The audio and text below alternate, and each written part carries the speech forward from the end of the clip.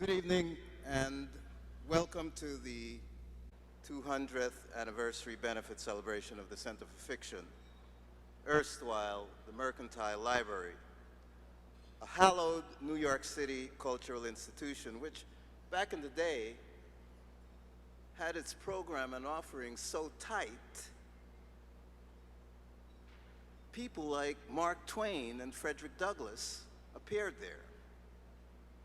The Center for Fiction issues from that tradition, and for its efforts, it was designated by Newsweek as one of the 7 best places in New York for literature lovers, whatever that means. To lay down the vibe of our shindig, to affirm the spirit of our celebration, a saxophone colossus graces us tonight. Of David Murray, preeminent jazz critic Gary Giddens has written, "Few musicians in jazz history have proven more vigorously productive and resourceful than David Murray. During the past 45 years, from the moment he first visited New York as a 20-year-old student, playing in a walk-up loft in 1975, David has careened forward in a cool, collected, rocket-fueled streak. He has released over, well, he told me today, it was 235. He has released over 235 albums under his own name. Yet, more impressive than the numbers is the constancy of 2 abiding achievements. As a tenor saxophonist, he has perfected an instantly recognizable approach to improvisation that even in its freest flights acknowledges the gravity of a tradition he honors more than most. And he has altered the context for his improvisations as an infinite mosaic of musical challenges and explorations. David Murray.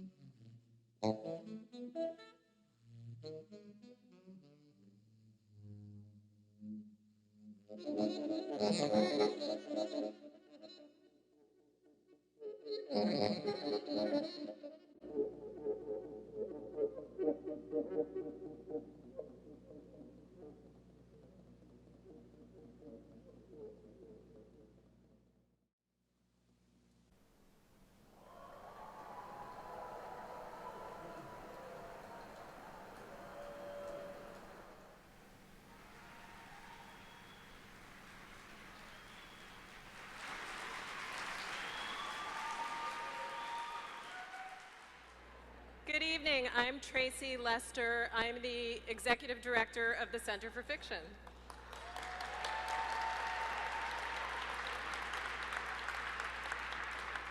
Welcome, and let's just give another round of applause to David Murray.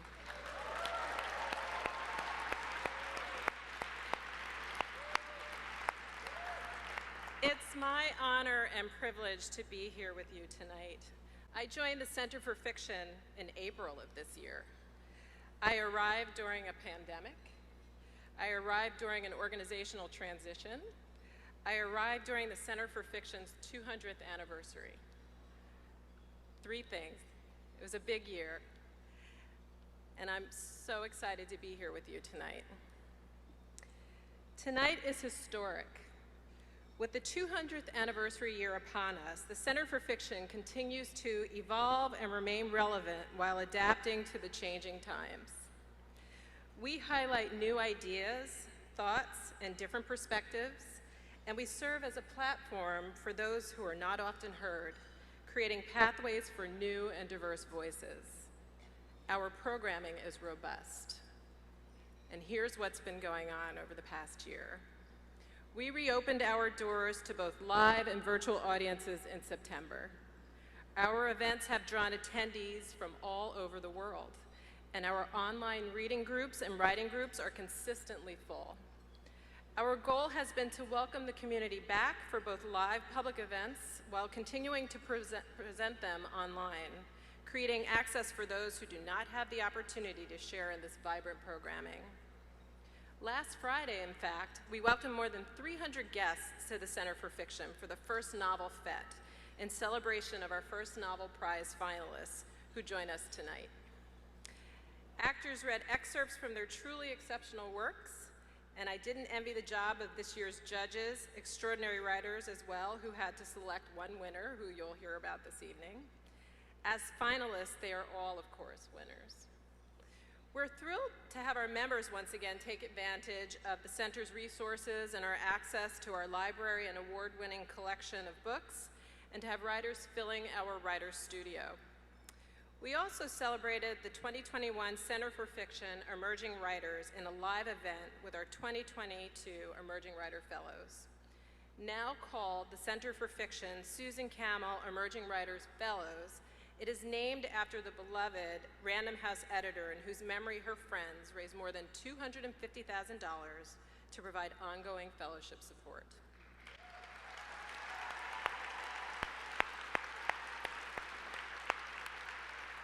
We are currently planning the next Emerging Writer Fellows mentorship dinners and workshops, and are delighted to have our 2022 fellows with us here tonight. I think they're over there.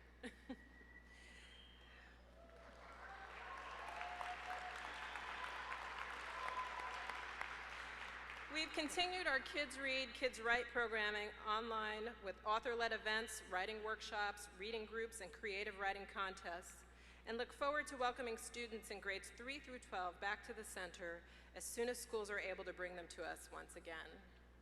In short, the Center for Fiction has many stories to share. Our plans involve growing and expanding our programming and our reach, and my singular target is to continue to find and uplift diverse stories in and among the communities that we serve. I would now like to take this time to thank a few people. Our benefit chairs, Mary Jo and Ted Shen.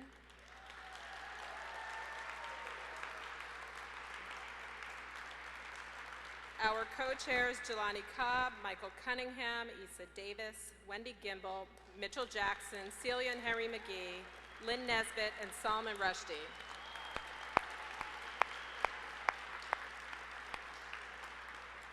Special thanks also to Mary Jo Shen, Errol McDonald, and Celia McGee for their tremendous leadership of this awards benefit.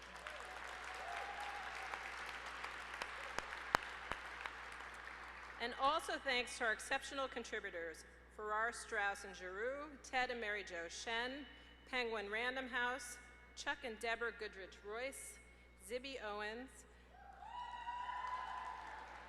and also to Maria and Woody Campbell, Danielle and David Ganick, Wendy Gimbel, Doug Lebowski, Hachette Book Group, HarperCollins, the Joe and Clara Tsai Foundation, Chiwaniso Caetano and Andrew Sable, Dennis Krieger and Alice Vertel, Susanna Porter and James M. Clark, Susan Ressler and Peter Ressler, and Laura Washington and John Schultz. Lastly, I want to thank the Center for Fiction staff, many of whom are here with us tonight. Over there. For their commitment to the mission and the work of the organization. And in particular, a thank you to Linda Morgan, who has been working around the clock to make tonight's event a success. She's over there.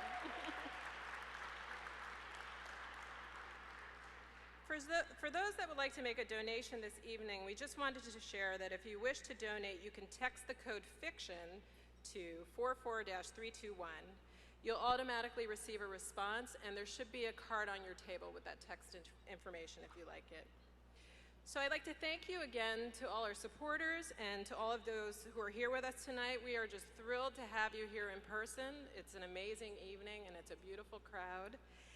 and I wish you a wonderful evening.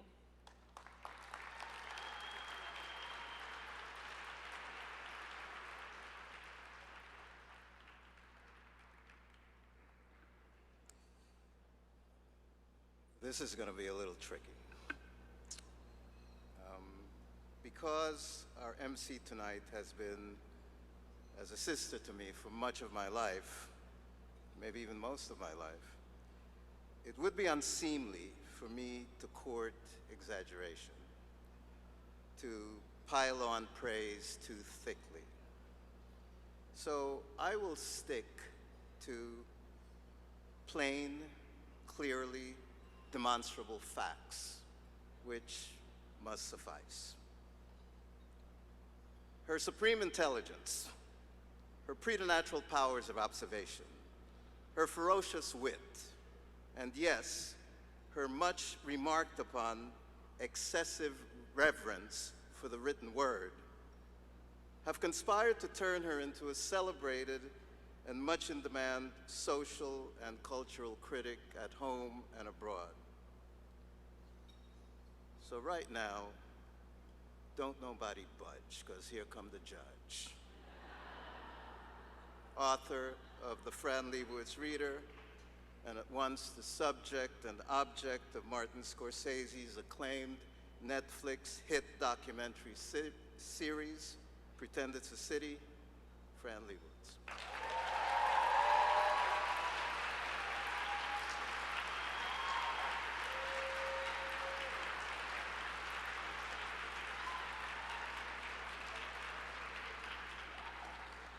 Thank you. I'm aware of that. Hi. First, I would like to start by saying that when Errol asked me to do this, I said that I couldn't, because I didn't have the time. It's nothing, he said. It's a little publishing event. You introduce a few people, you're in, you're out, you have dinner, you go home. Now, Errol is an extremely close friend of mine. I love him. He has been my editor for many years, although whenever I introduce him as such, he always says, easiest job in town. So I was compelled to agree, and I asked him to send me all the information I would need. This was about 4 weeks ago. It arrived 2 days ago. It's not that easy being his writer, either. I looked at it, I called him and said, this is not a little publishing event. Ishiguro, Coulson Whitehead, Barry Jenkins, this is the Academy Awards. Also, how is it possible that the Center for Fiction is 200 years old?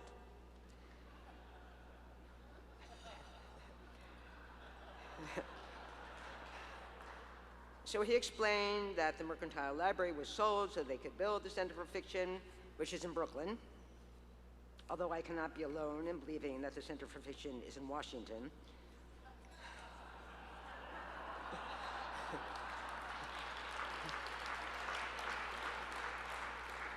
You're a delightful organization, but you have a long way to go. Perhaps you don't have enough Republican members. The first award that's going to be given this evening, but not by me, is the Medal for Editorial Excellence, which according to Errol, used to be called the Maxwell Perkins Award. It is no longer called the Maxwell Perkins Award because unbeknownst to me, Maxwell Perkins has been canceled. Also unbeknownst to Maxwell Perkins, who has been dead for so long that even I never met him.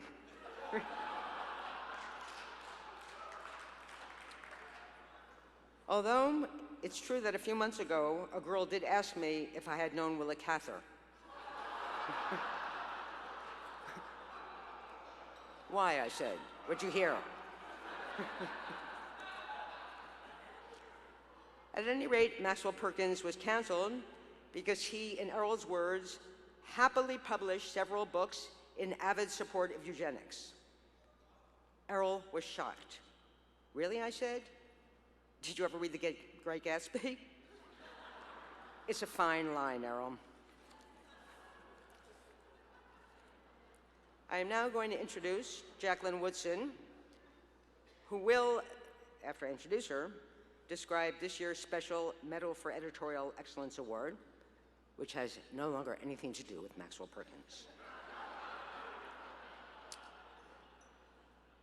Jacqueline, who I don't know, so I would say Jacqueline Woodson, although it says here Jacqueline. It's not my fault. I didn't write this. I didn't write this, by the way.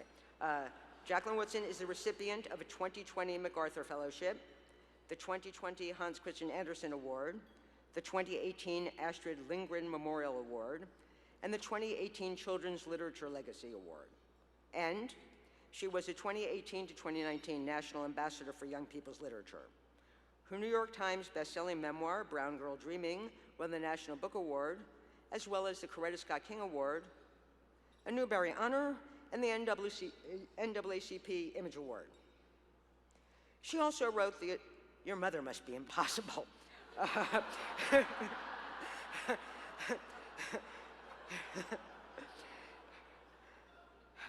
She also wrote the adult books Red at the Bone, a New York Times bestseller, and Another Brooklyn, a 2016 National Book Award finalist.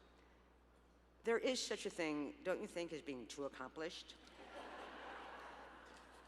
Jacqueline Woodson.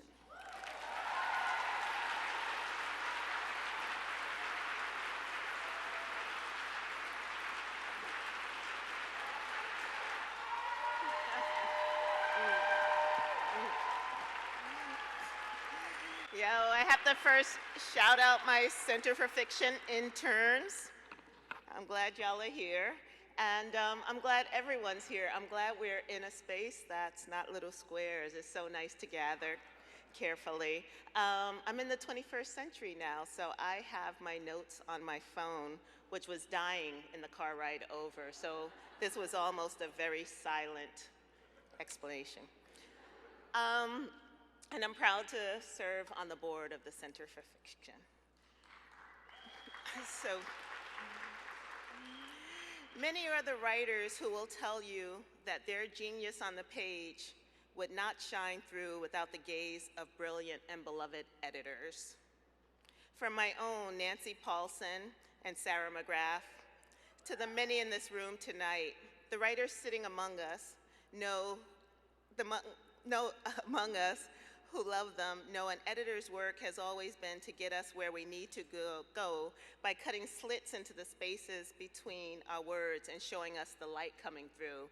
Basically, the editor's job is to get us out of our own way.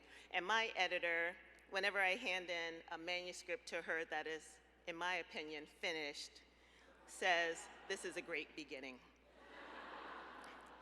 For the first time in history, the Center for Fictions is giving the Medal for Editorial Excellence to an editor for young people's literature. Yes. And while we'll discuss why it took so ding-dang long for this to happen later, CFF, here to present the award is a woman who is no stranger to the world of medals and statues, including the Newbery Award, the Caldecott Medal, and the National Book Award, Graceland.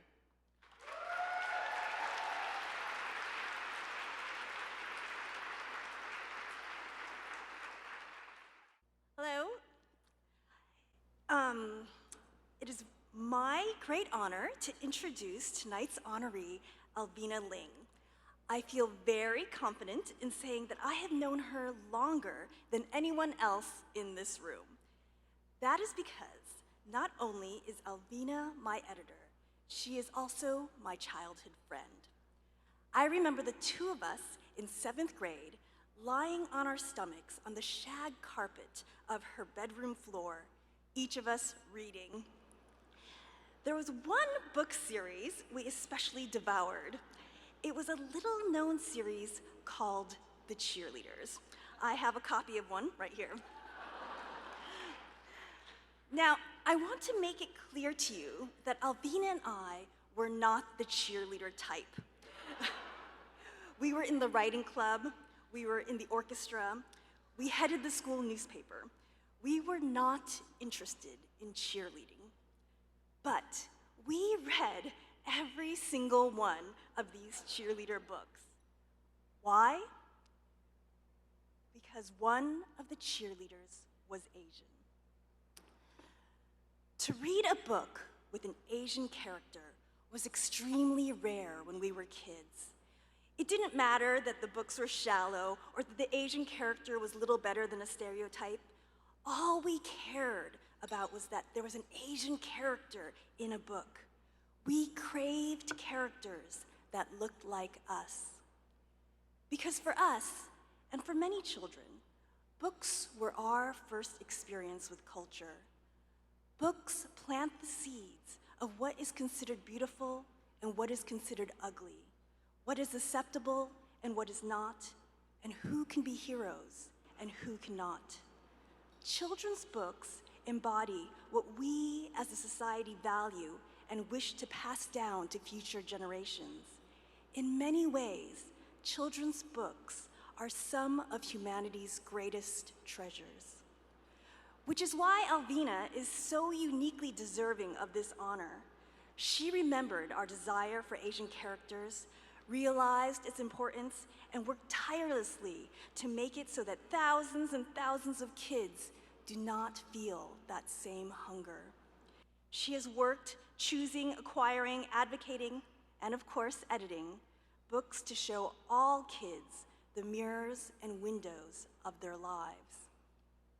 For example, Ghost Boys by Jewel Parker Rhodes shows kids the humanity of the boys victimized by police violence and empathizes with the children who share this same fear. Confetti Girl by Diana Lopez features a fully realized Latina character and was published in 2009, way before We Need Diverse Books was a hashtag. And recently, Fred Gets Dressed by Peter Brown helps redefine acceptable behavior for boys. And alongside this intention, Alvina never loses track of the nitty-gritty of what makes a great book.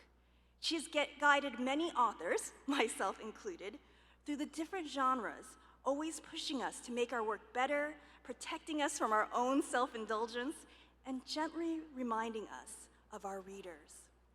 I remember vividly when I made the jump from creating picture books to writing novels, how Alvina wrote on my manuscript, "You need to write at least 2 descriptions on each page of this. Remember, this isn't a picture book." Of course, this is just a small taste of all that Alvina does. I could go on and list all the extraordinary, award-winning, and best-selling books with even more anecdotes, but they told me to keep this short. So instead, I will just say that without Alvina, so many wonderful, poignant treasures of humanity would not exist, and we would all be so much poorer. So it is with great honor and joy that I present this award to my editor and friend, Alvina Ling.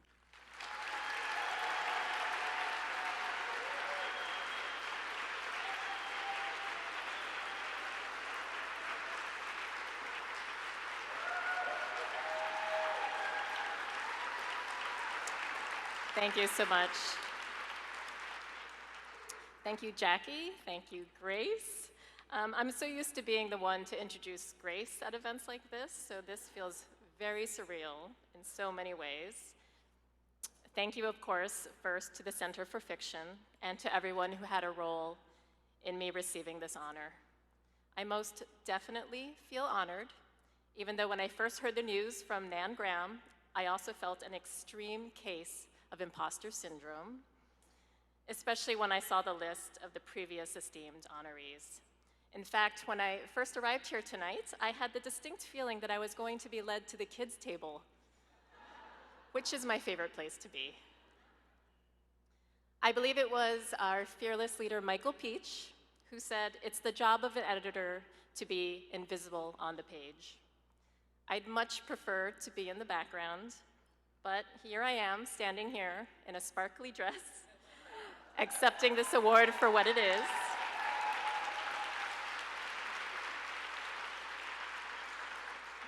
I know this really is a recognition for the library of books that I played a role in presenting to the world. And so I definitely share this honor with all of the authors and the illustrators I've worked with and learned from, especially Grace Lynn. We grew up in this industry together. So we are here to celebrate fiction, and fiction has saved me throughout my life, especially during my late husband's sickness. I remember reading I Capture the Castle in his hospital room and immersing myself in Elena Ferrante's Neapolitan novels. And after he died, I found it difficult to read, except for some reason, crime thrillers. Those were my escape. And then during the beginning of the pandemic, I found it difficult to read again. Ultimately, it was the book Severance by Ling that helped me out of my reading slump. That book, about an Asian American woman working in publishing during a pandemic, definitely felt like a mirror book to me, one that I was glad existed at that moment. As an Asian American woman working in publishing, I've experienced my fair share of microaggressions, but none so painful as the countless times I've been asked if I want to work on adult books someday. Of course, I love what we in children's publishing call adult books, but I definitely very specifically work towards finding a job in children's book publishing. My goal as an editor is for every book I publish to be at least one child's favorite book. Because if that book is their favorite book, that book will change them, just like my favorite books have changed me. I'd like to share with you a story, a quick story that my father told me about my childhood. He told me that one night, after he had read several picture books to me at bedtime, I turned to him and asked, "Daddy, why do all of the people in the books have yellow hair?" And he was a little bit at a loss, and he said, "Well, I guess that's just how the authors and the artists created them." And I looked at him and said, "Well, when I grow up, I'm going to change that." I don't actually remember that moment. I don't remember that moment, but I for sure remember that feeling of growing up and never seeing myself mirrored in the books I read. I also remember that my favorite book was The Snowy Day by Ezra Jack Keats, perhaps because that little black boy Peter had black hair like mine. The landscape is so much better now, thanks to the work of editors who have come before me, including my own publisher, Megan Tingley. Megan hired me when I was a 25-year-old bookseller at Barnes & Noble trying to break into the industry, and together we have a shared vision for bringing more diversity to children's books. Publishing is still an apprenticeship, and I've learned from the best. So thank you, Megan, and thank you to Andrea Spooner for being such wonderful mentors. All of the editors I've worked with throughout the years have made me better. And I also want to credit the Kindling Words Retreat and my Diversity in Books crew for helping shape my career. So one last note, Grace and I have a podcast, Book Friends Forever, and we end every episode with what we're grateful for, and so I'll end here that way as well. I am grateful for all of my incredible colleagues at Hachette Book Group and my family at Little Brown Books for Young Readers, where I've spent my entire publishing career. I'm grateful to be working in this incredible industry with amazing people, from agents to booksellers. My non-publishing friends were always so incredulous when I said, "I love my job." It made me realize just how rare and special this industry is. I'm grateful for all of the children out there reading and loving books, and all the parents, librarians, and other gatekeepers putting books into their hands. I'm grateful for my family, to my parents who read to me as a child and have given me such incredible support throughout my life. When I was growing up, my mother used to say, "If it is to be, it is up to me." And that kind of has become my mantra throughout the years. And finally, I'm grateful for my husband, Stephen. Thank you for bringing poetry, music, dance, and joy into my life every day. We actually got married earlier this year, just the two of us. So thank you for throwing us the fanciest wedding reception ever. Thank you so much.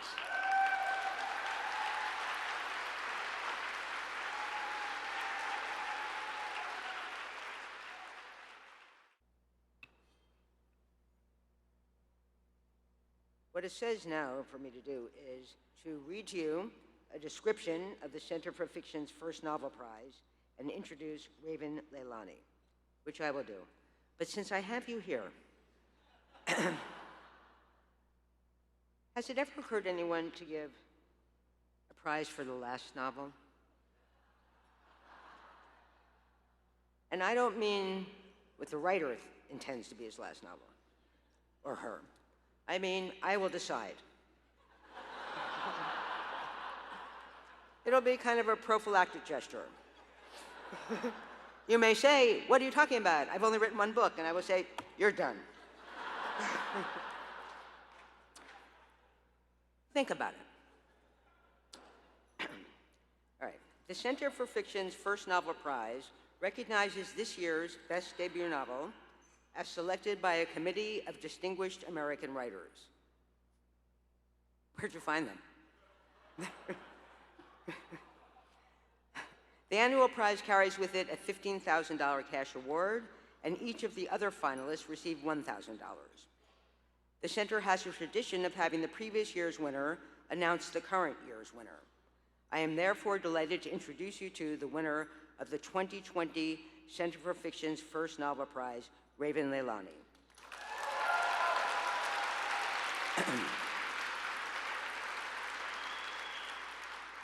Raven Leilani's work has been published in Granta, the Yale Review, McSweeney's Quarterly Concern, Conjunctions, The Cut, and the New England Review, among other publications. She received her MFA from NYU and was an Axon Foundation Writer-in-Residence. Luster is her first novel and won the 2020 Center for Fiction First Novel Prize. Here she is.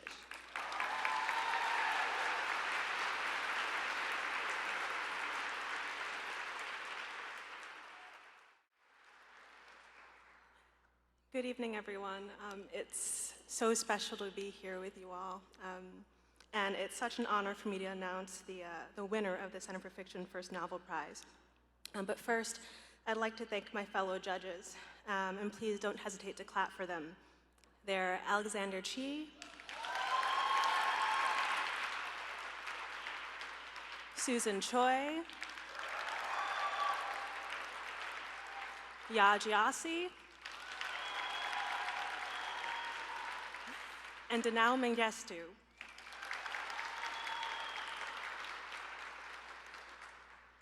It was such a joy to work with them as we narrowed down the exceptional works of fiction on the long list to the 7 extraordinary works on the short list, and then took the almost impossible task of selecting the winning novel.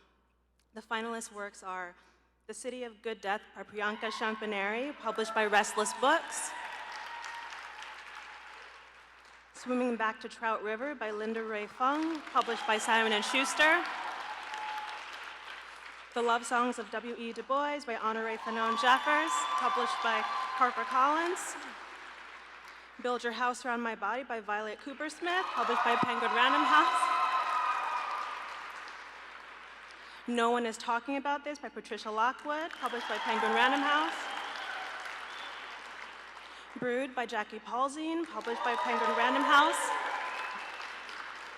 The Five Wounds by Kirsten Valdez Quaid by Norton & Company. And the winner is The Five Wounds by Kirsten Valdez Quaid.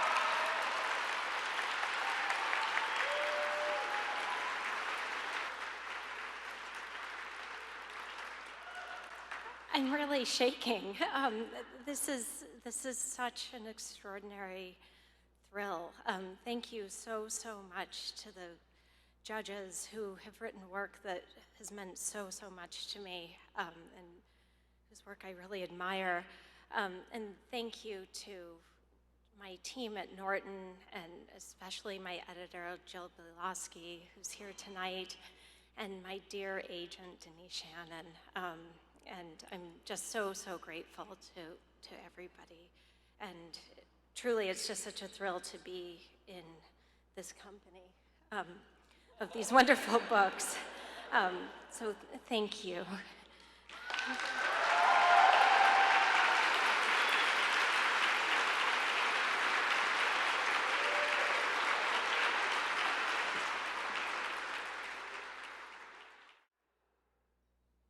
Center for Fiction intends to forge strategic alliances with institutions and individuals situated at the intersection of art, commerce, and social justice. I am thrilled to announce the first ever corporate sponsor of our benefit, which just so happens to be one of the world's most distinguished publishers, Farrar, Straus and Giroux.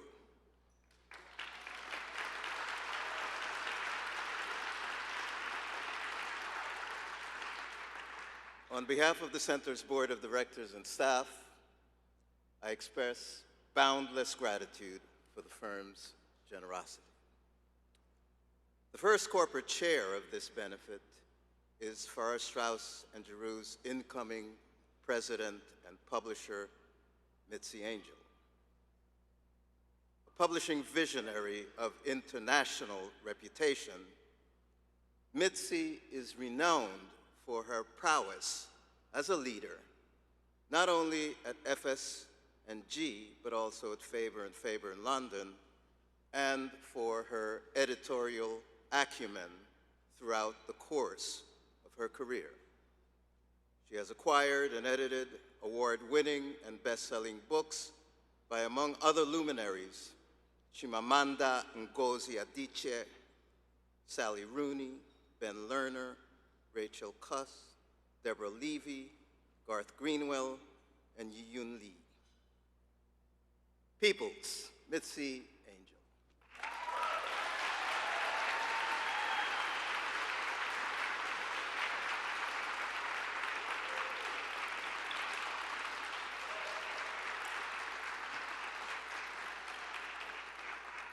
Thank you.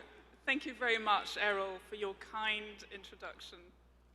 I'd also like to extend my thanks to the Center's Board of Directors and to the Executive Director, Tracy Lester.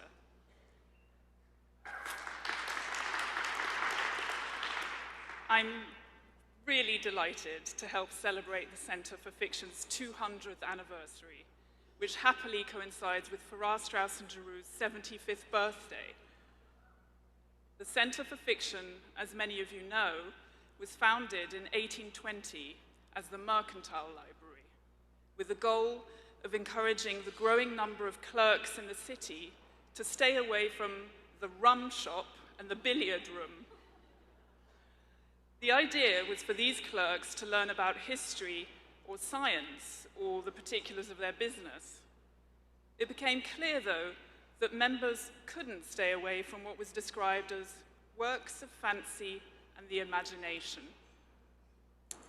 By 1893, those works of fancy and the imagination outstripped all the books in circulation at the library. Since those early days, of course, the Center for Fiction has devoted itself to fiction like no other organization. I'm here to celebrate FSG's collaboration with the Center and to talk about fancy and the imagination. I'll begin with a particular fancy of mine. A few months ago, I found myself precariously descending the escalator at Barnes & Noble, carrying a wobbling tower of paperbacks, 23 of Georges Simenon's unending series about Detective Chief Inspector Jules Maigret. Well, I say unending, but sadly, the series does end after 75 books. It was a year ago that I decided to have a look at one of these famous detective novels, written between 1931 and 1972. I'm now approaching the 75th novel, and I'm fearfully anticipating the end. I'm obsessed. The setting for these books is Paris for the most part, with the occasional delightful journey to the provinces, and even once to New York, which Maigret didn't like very much. The food wasn't up to snuff. And Paris is eternally Paris. The restaurants Maigret frequents, the bars he goes to for his early morning glass of wine. Early. The streets, the smells, the characters, the super rich, the bourgeois, the desperately poor, the criminal. And there's the weather and the ever-changing color of the River Seine. Here is a world, as in Chekhov, as in Balzac, as in George Eliot. When you enter that world, its doors close behind you. And in the case of Maigret and his adventures, the enclosing experience is entirely engrossing and pleasurable. Maigret's world is a world I never knew I needed. Our society clearly needs new stories to get to grips with our world. New ways of reckoning with the past. New ways of imagining the future. New funds of knowledge and new modes of resistance. The job of a publisher is timely, looking for the new, working tirelessly to diversify, caring about the catastrophe and beauty of the world. The social necessity of fiction has never been clearer, and it's part of why I'm honored to be in publishing. But my passion for Maigret is without any practical advantage, and I want to speak in terms of private passions. I want to say that we must not forget what's harder to describe about why we read: to feel alive, to encounter fresh intensities, new desires, new music, new minds, to discover something we didn't know we wanted or needed, something we can't capture with any existing vocabulary. In the words of the poet Hart Crane, new thresholds, new anatomies. What is fiction for in this politicized moment? We know it's not for staking out political positions. Is it to analyze society? Does it teach us empathy, a way into other people's minds? Is it to make us pause where there are no words, at the end of a chapter, where your mind takes a breath in this moment of disorder and upheaval all around us? Is fiction supplying an answer, illuminating a path forward? It is and it isn't. As a reader and as a publisher, I must stay open to the idea that I don't yet know what I need or love, that I must encounter it on the page, and that that encounter involves risk and mystery and can never be known in advance. Literature is a message in a bottle to a reader you don't know and a world you don't know. This is why, to put it another way, even when I'm reading the Italian writer Natalia Ginzburg describe the descent of Italy into fascism, I'm happy. I'm left with hope, and not just with horror, because each sentence reaches across time and keeps faith with the possibilities of the human. There are many writers in this room whose work extends the boundaries and makes a path forward. It's our job as publishers to publish the books that are new and surprise us and go where we haven't before. We also publish the riches we already have, our classics. In FSG's case, we publish today an incredible richness and variety of work for which our chairman-to-be, Jonathan Galassi, is largely responsible. I'm thankful to him. We all are. As we celebrate today, I'm grateful for the work Jonathan, my colleagues, and I do together. I've been talking about the distinguished past and the fertile present. Let me say something about the future and FSG's plans to partner with the Center for Fiction. Those plans involve future readers and future writers whose minds we don't yet know, but who will bring us much that we need to hear. FSG will support the Emerging Writers Fellowship by providing mentorship and speakers. We'll continue our work with the Centre's vibrant and dynamic literary events, and will support the Centre's Kids Read, Kids Write programming with educational events and donations of books from our list. These children will grow up and read. They will have their own private passions. As for my passion, I would never have expected Jules Maigret to mean so much to me, but I'm certainly the richer for knowing him. I'm making a case here for enjoying yourself when you read. And if you'll forgive a little paradoxical language, for letting the books enjoy you. The books want you and need you. Enjoy them. Let them enjoy you. Thank you.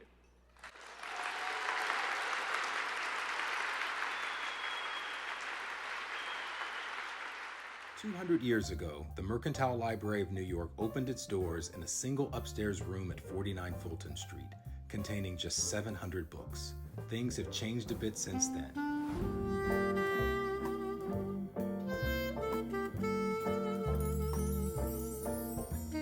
Something that hasn't changed, however, is our goal of offering our members a path to knowledge via fiction and their own imaginations. Fiction allows you to actually make a world around this question or obsession that you have. By offering public events that engage diverse communities, fellowships that empower new voices, and educational programming to perk up all the senses of the next generation, we support the creation and enjoyment of fiction to assure a strong future for storytelling across boundaries of identity and experience. The thing that all short stories should aim for, that they lead to a complexity of afterthought. Feelings only begin to exist when you have the words to describe them. With the language kind of comes a sense of awareness. With our innovative public events programming, each year we present more than 150 authors and artists across genres and from around the globe for performances, series that draw important voices to enlighten and entertain, conversations on craft, and an exploration of fiction's singular power to show us who we are and who we imagine we could be. Nobody can tell you what home is, right? Nobody can tell you what achieving your dream looks like. Our year-long Emerging Writers Fellowship program makes it possible for young writers of exceptional promise to pursue a literary career. Each year, 9 talented New York City-based early career writers are provided with a grant of $5,000, mentorship by an experienced editor, a physical space to write in our light-filled writer studio, workshops, and a range of opportunities to forge industry connections. Wow, with one click of a acceptance email, this whole world can open up to you. It was just an incredible honor to be a part of that community. In recent years, 17 fellows have published debut books that they've developed during their fellowship year, all of which came from connections made as a result of their fellowships.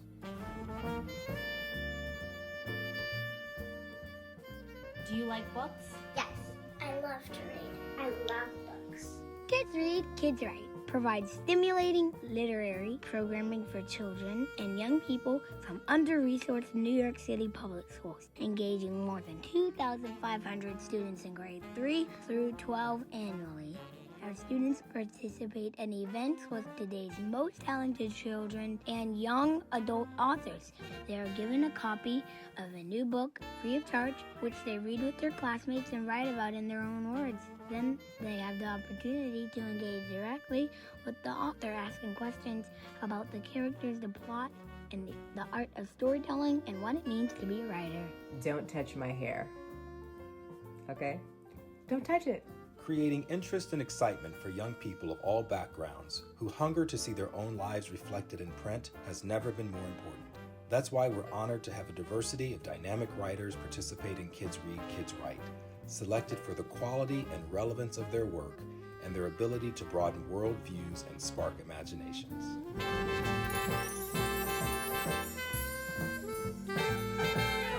I look at all the moments in my life that were fearful and I'm like, whew, imagine when I wanted to stop. I'm so glad I didn't stop. When I'm holding that book, that's my DNA. I realize how right that feels. To learn more about the Center for Fiction and all of its programming, visit centerforfiction.org.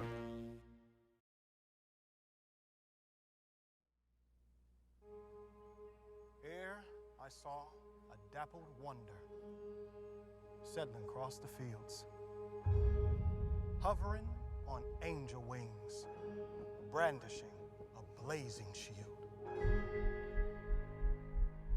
Where do they go? The ones that run away and never return. There is nothing here but suffering. Pain and suffering. It is time to go. The girl in that bulletin is wanted for the murder of a child. Man lost my mom. Then me. Ain't no way he ever given up on finding me. There's anger in you. It'll fuel you, yes, but what's the worst kind of fuel? The worst kind. Savagery a man is capable of when he believes his cause to be just.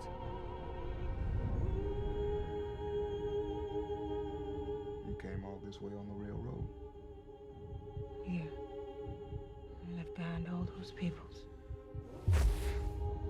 Nothing was given. All was earned.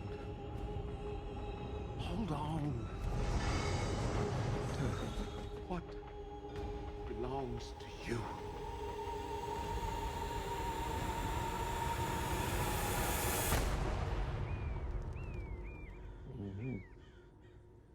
What's her name?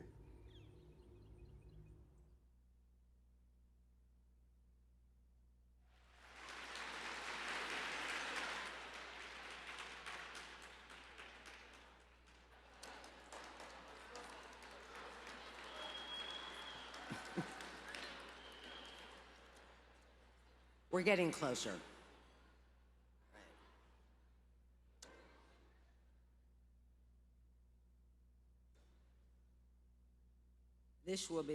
This is titled, not by me, Introduction of the On-Screen Award and Recorded Accepted Remarks by Jennifer Salk, with an E. Not the savior of mankind, but the Center for Fiction on Screen Award honors the groundbreaking creation of original series that mirror the complexity and vision of great novels. The Center inaugurated the On-Screen Award in 2019 in order to recognize the best of fiction not only on the page, but on the screen as well. The award is presented to the head of the producing studio, the showrunner, and the author of the book on which the series is based. I am delighted, I did not write this, to announce that the recipient of the 2021 Center for Fiction on Screening Award is the Amazon...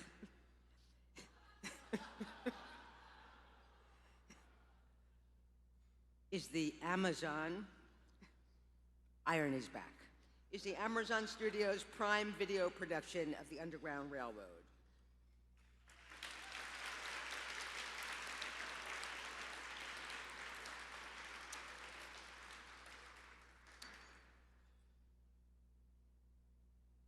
Jennifer Salk oversees all aspects of television and film development, as well as production for Amazon's global entertainment division.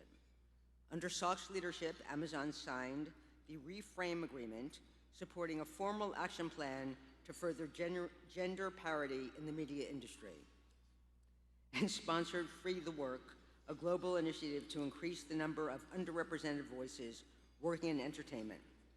Prior to joining Amazon, Salk was president of NBC Entertainment. Jennifer regrets that she could not be with us tonight. She's probably in line at Whole Foods, where they employ 3 people now since Jeff Bezos has bought it, and wishes to deliver the following acceptance remarks. Hello, I'm Jennifer Salke, head of Amazon Studios. On behalf of all of us here, I would like to thank the Center for Fiction for recognizing the the incredible work of Barry Jenkins and the team behind the Underground Railroad. Coulson Whitehead's powerful novel brought to life a narrative steeped in authenticity that pushed readers to rethink one of the darkest parts of American history through the eyes of Cora Randall. When Barry brought this project to Amazon and shared his vision, we knew we had to be a part of the journey. His attention to detail and the care that he took in not only bringing the story to life, but ensuring that every member of his cast and crew felt safe along the way was truly unmatched. Barry, we can't thank you enough for your dedication, heart, creativity, and determination in mounting this production. And Coulson, we thank you for setting a masterful foundation and blueprint with your novel. We are truly humbled by this honor and send our gratitude to everyone at the Center for Fiction. Thank you.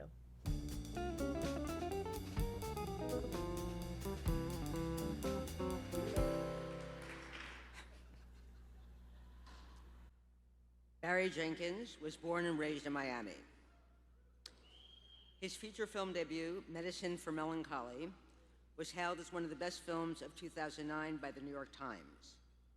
In 2017, Jenkins, along with playwright Tarell Alvin McCraney, received an Academy Award for Best Adapted Screenplay for his second feature film, Moonlight.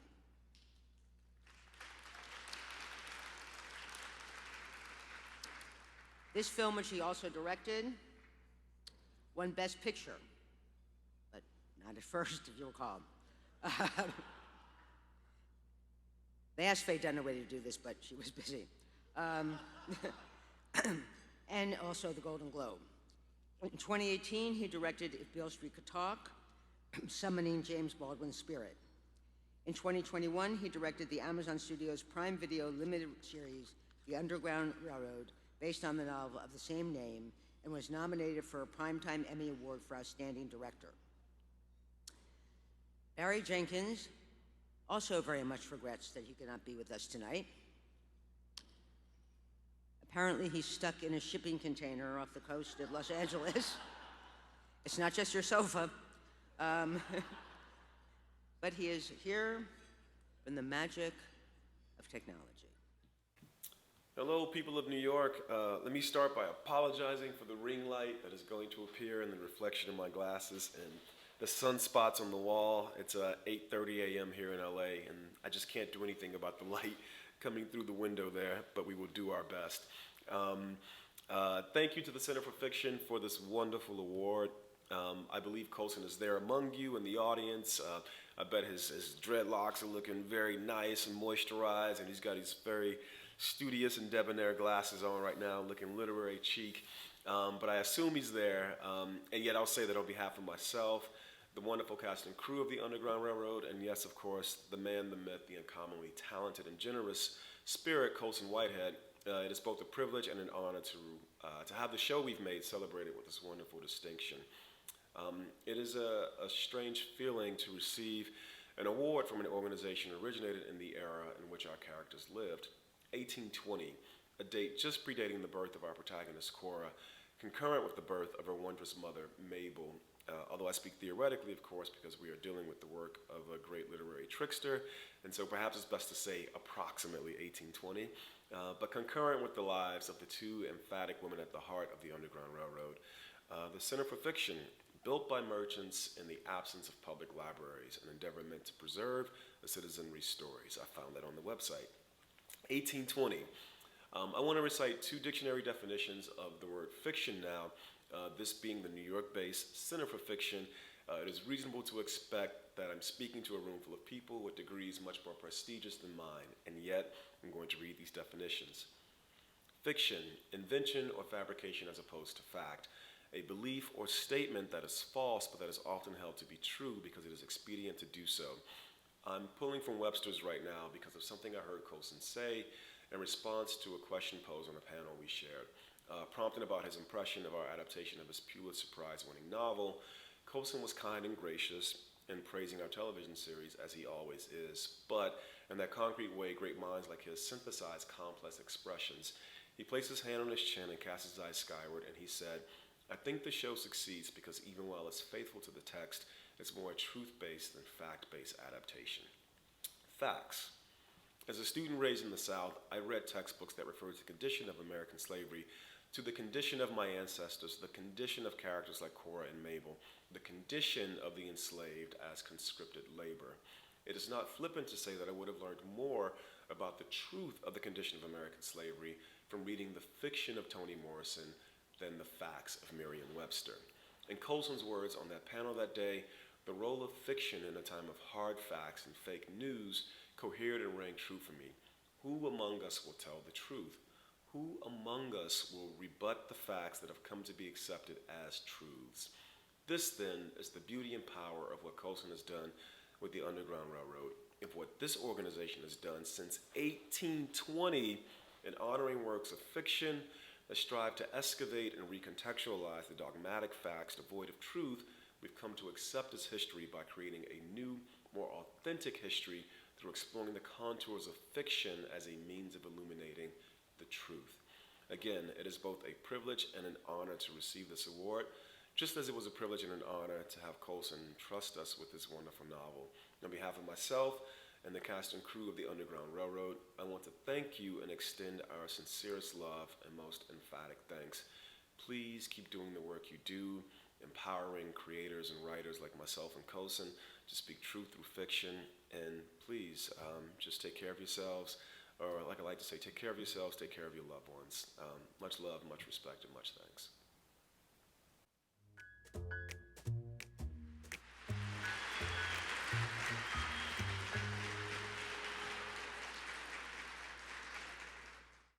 Arch, Coulson, Chip, Whitehead. That's the brother's name in all of its glory. In the past 2 decades or so, beginning with that astonishment, the intuitionist, Arch, Coulson, Chip, Whitehead has gone powerfully from strength to strength, amplifying his reputation as one of the world's premier and best-selling novelists. Author of 8 works of fiction and 2 works of nonfiction, he is the recipient of a MacArthur Fellowship, the Genius Award, the National Book Award, and the Pulitzer Prize twice. The Underground Railroad was chosen as one of the 10 best books of 2016 by the New York Times Book Review. The citation read in part, with a conceit as simple as it is bold, Whitehead's brave, necessary novel ventures to new places in the narrative of slavery, or rather, to places where it has something new to say about America's foundational sins and the ways Black history is too often stolen by white narrators. Please give it up for Coulson.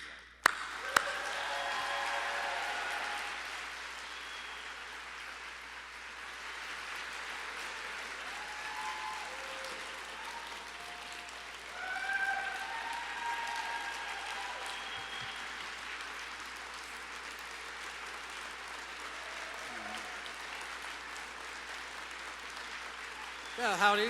Thanks a lot.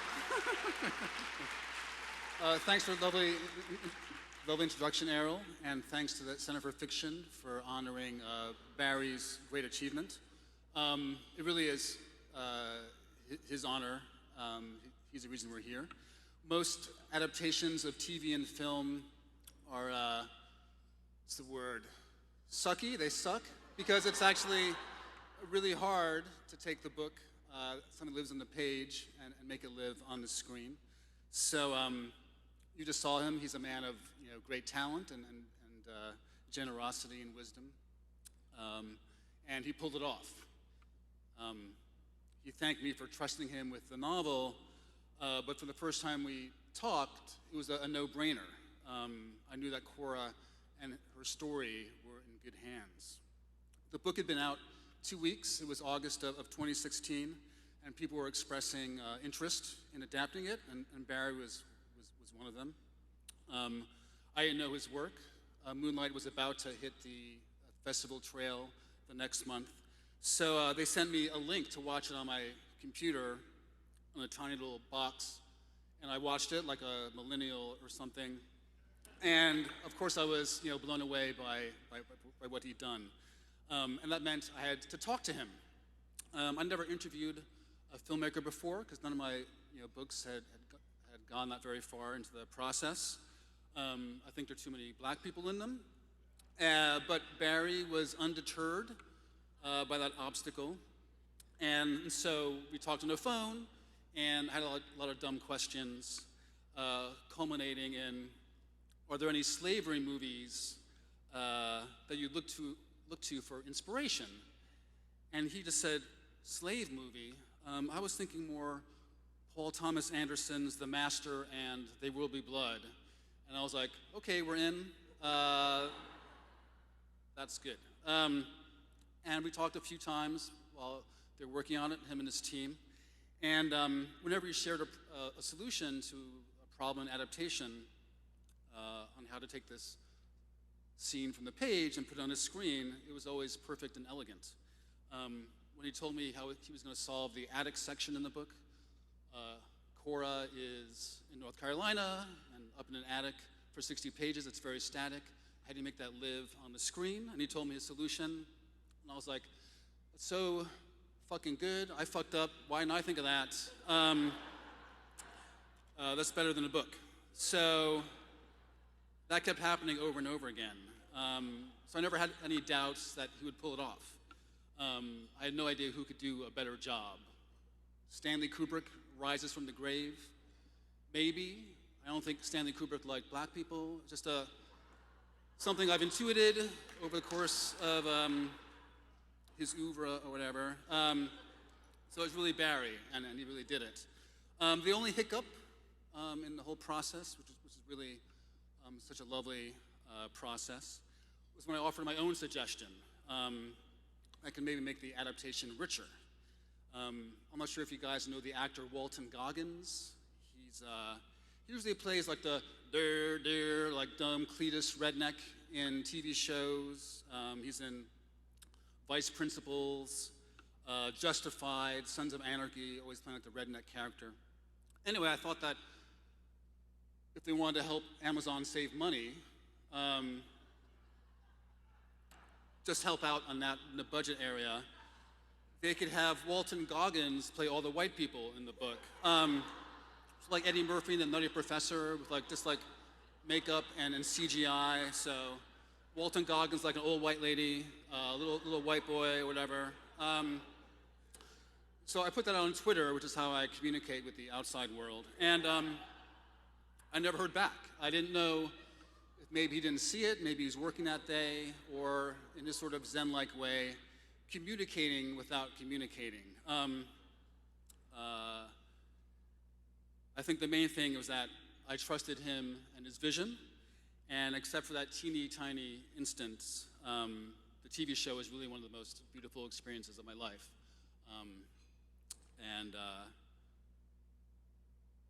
Probably never happen again. So I'm very grateful to Barry Jenkins. So thank you for honoring him and his incredible achievements. He really put this incredible crew together. Costume designers, composers, the cast, the producers. And if you haven't seen it yet, if there's like another COVID surge, or you attend like a super spreader event, it really does free up time to watch more TV. So if you haven't seen it, you may be getting your chance sooner than you think. So thank you.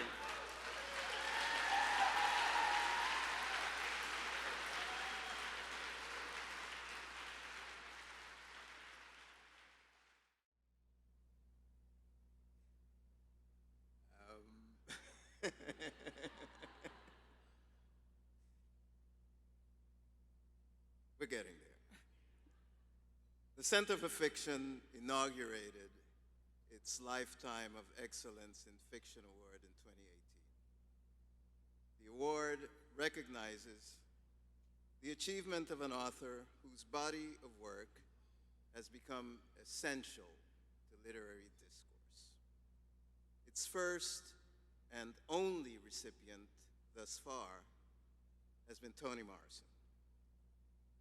Presenter of her award was Oprah Winfrey. In the role of Oprah tonight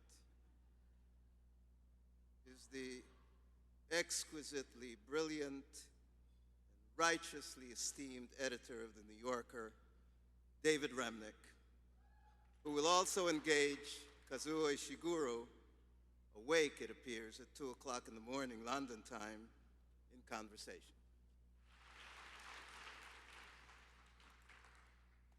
I want to congratulate Coulson. Whitehead is an incredible, incredible writer. Also, that was the greatest jacket I have ever seen. I'm just trying to imagine a universe in which I try to pull that off. Before I start about our honoree tonight, I want to pay tribute to someone. I got a text early today from my friend and colleague, Jelani Cobb, that a writer who meant a lot to me had died, and I hope some of you read him and valued him as much as I do. That is Greg Tate.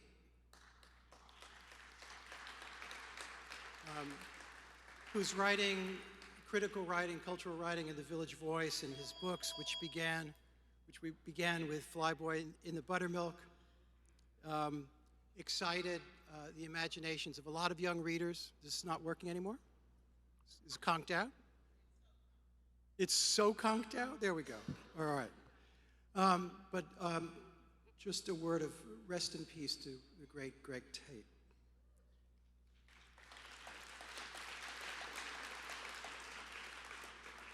Now, it's said that Saul Bellow, the one thing that he liked the least about the Nobel Prize was that he was not eligible to win it every single year.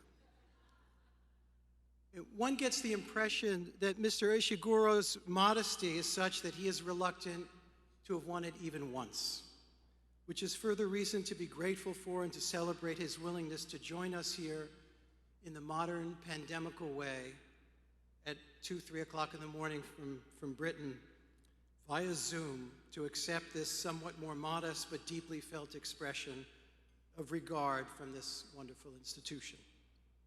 Now, in 2017, in what is known now as the before times, the Swedish Academy gave Mr. Ishiguro the medal, saying that he was a writer who, quote, now you want to try to follow this, who in novels of great emotional force has uncovered the abyss beneath our illusory sense of connection with the world. I have to think it was better in the original Swedish, but no matter.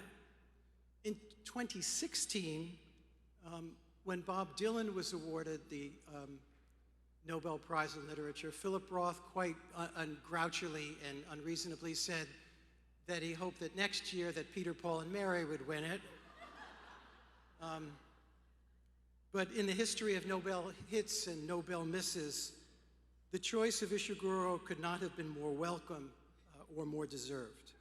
It's a hell of a thing to see him here or see his image floating above us quite soon, we hope, in a crowded, heavily vaccinated room of writers, readers, and the literary industrial complex. All of them, all of us who so deeply appreciate the mystery, the intelligence, and the humanity of his prose. 30 years ago, at the recommendation of a friend, I came across 3 short novels, and I'd barely heard of their author. And yet I tore through them in a rush and in a kind of ecstasy. A Pale View of Hills, An Artist of the Floating World, and of course, The Remains of the Day. The author was then 35 years old.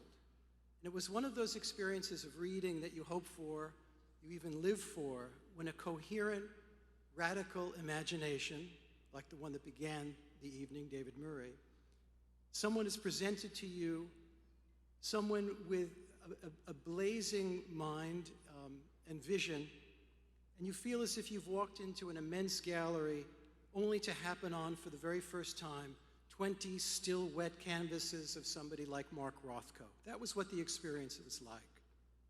Now, I'll spare you any literary criticism. The night is sufficiently long. But suffice to say that these books introduced one into a set of floating worlds, and to narrators who characterized themselves and their nations and their landscapes and the way they lived in the world, quite often not by what they saw, but what they were blind to.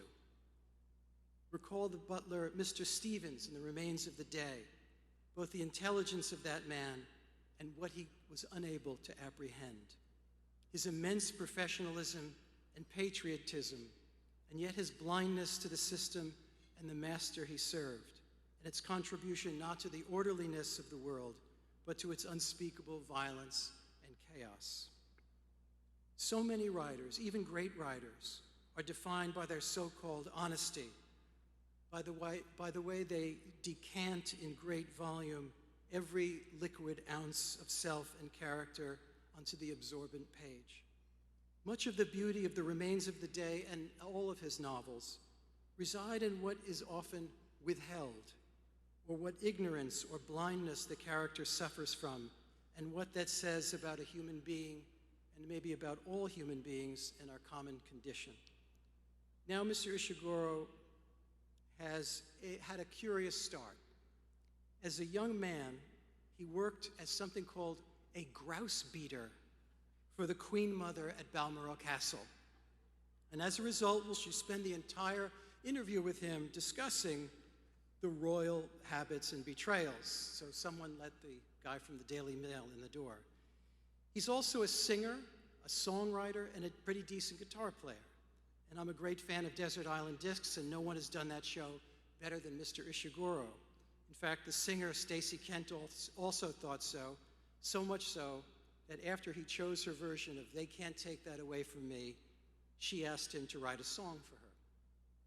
But despite that flirtation with grouse beating and songwriting, his career has developed and he remains a restless and evolving artist. His books have always varied in their landscapes, and most recently his novel Clara and Son are set in the landscape of a dystopian future, of a heedless technological advance of artificial intelligence. The narrator is an AF, an artificial friend named Clara. And she is a figure not unlike the butler Stevens, who is a being or sort of being of blinkered intelligence yet again, one who is on sale in a store window and who watches the world and the distant sun pass in front of her. And like all of this writer's great books, Clara and Son is underpinned not so much by the abyss, as the Swedish Academy told us, but rather a sense of what it is to be human and our vision, and more often, our blindness. Congratulations to Mr. Ishiguro for this award, and we're now going to try to pull off a technological feat from London. Am I rightly advised of this? It should appear on our screen. There it is.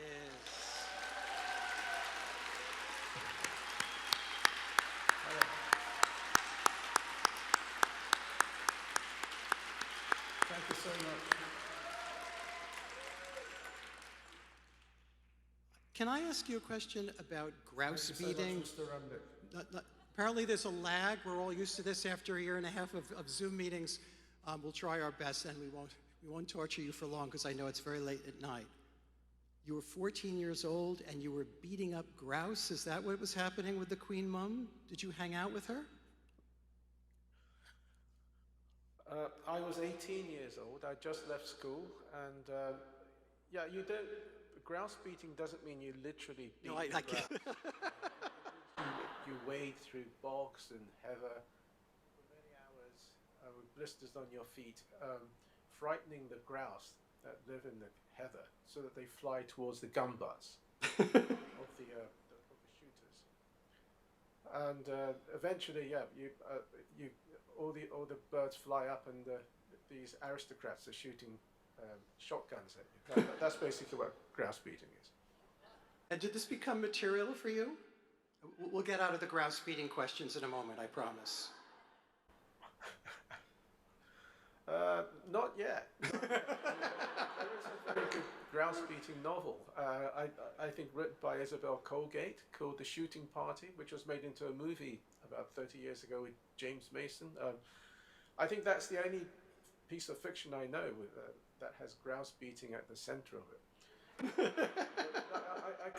I could think about that. You've given me an idea. Excuse me for being dressed in a t-shirt, by the way.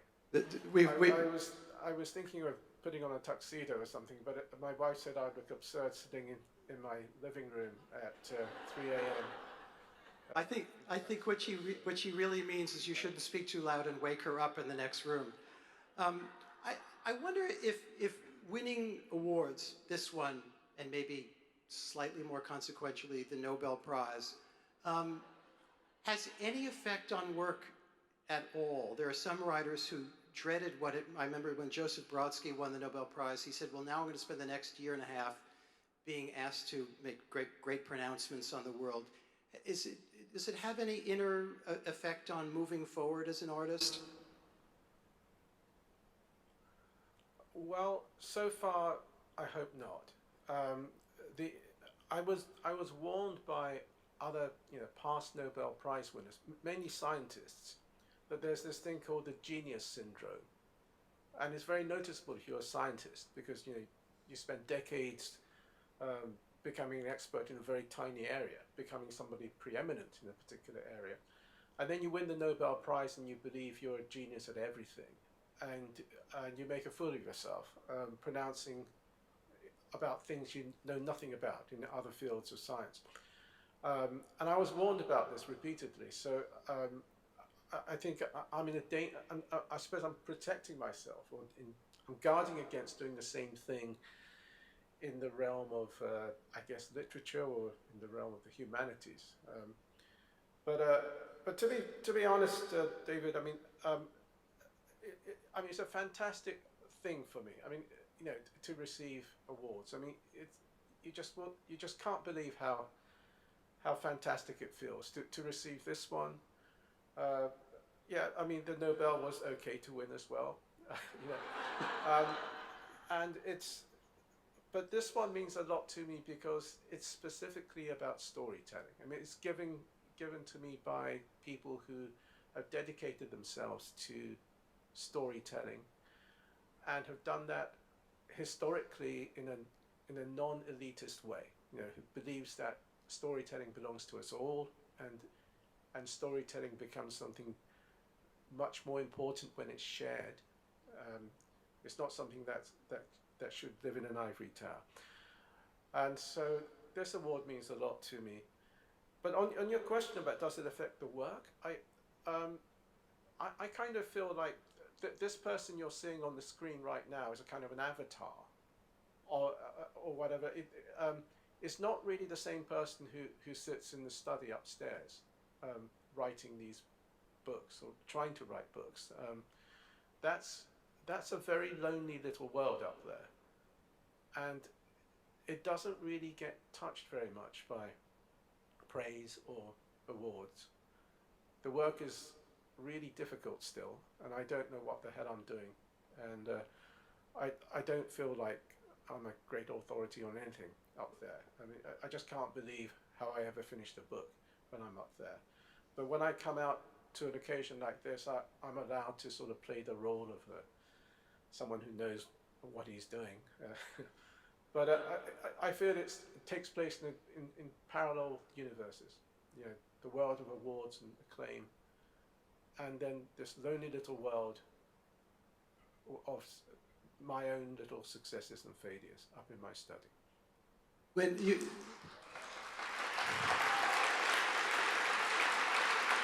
I just asked you one last question, and I swear to God we'll let you go back to sleep. There are a lot of writers in the room, a lot of young writers too, and I wonder does it get easier? Don't deflate them necessarily, but be honest. What is the effect of having practiced your craft now for 35 years at least, 40 years? Does it get easier? Does it get harder? There are some artists who have amazing periods of early accomplishment and then blaze out. That's certainly not the pattern with you. But when you go up to that room in the morning, does it feel much the same as when you were 30 years old? It does, kind of, yeah. I think, and it's always been hard. I've never found it easy to write, and I think it's always difficult. And I don't think I'd say to writers, you know, don't worry if you're finding it difficult. I think it is difficult. It should be difficult. I would say though that, I mean, you know, the age I am, I think the important thing is to keep moving on, and that means sometimes leaving behind the very things that you loved once as a writer, the very things that worked well once, the very things that you were praised for and valued for. There's a time to let them go and move on, because they're no longer appropriate to who you've become. And I think it's a very important thing for writers, all creative people, to understand that, you know, that when you've got to move on, when that material that once sang for you and that resonated is no longer appropriate. And then it's tough because you have to find it all again. You know, you have to do it all again. But I think it's important to do that. So I wouldn't say things get harder, easier. You just have to keep moving on, and it's a new project all the time. And yeah, I'm kind of trying to study what late style is. I'm looking at people who are my age or slightly older and trying to figure out the mistakes that they're making. There are different kinds of late style, and there are some I admire more than others, let's say. But I'm looking at models of great older, you know, writers. Well, you have what I think used to be a bank full of people here with the scraps of their desserts still on their plates, a huge room full of people who join me in congratulating you on this award and thanking you for all your work and all you've done and all that you will do. Thank you so much.